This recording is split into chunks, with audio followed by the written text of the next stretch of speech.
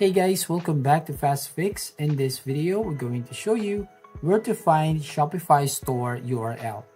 Well, the first thing here, just open up your Shopify and sign in your account.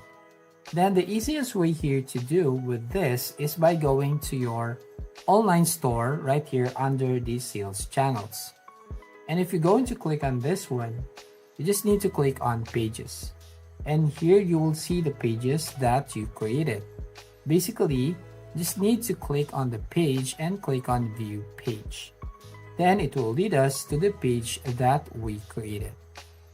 Now the other way here to do this is at the beginning of creating your store. So you have to name it something. So in my case, I named this as the latest store. As you can see on the settings here, this is my name, latest store.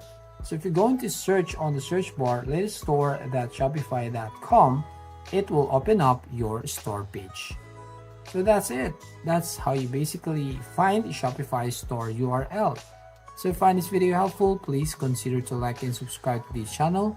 Don't forget to hit the notification bell to notify you on the next video.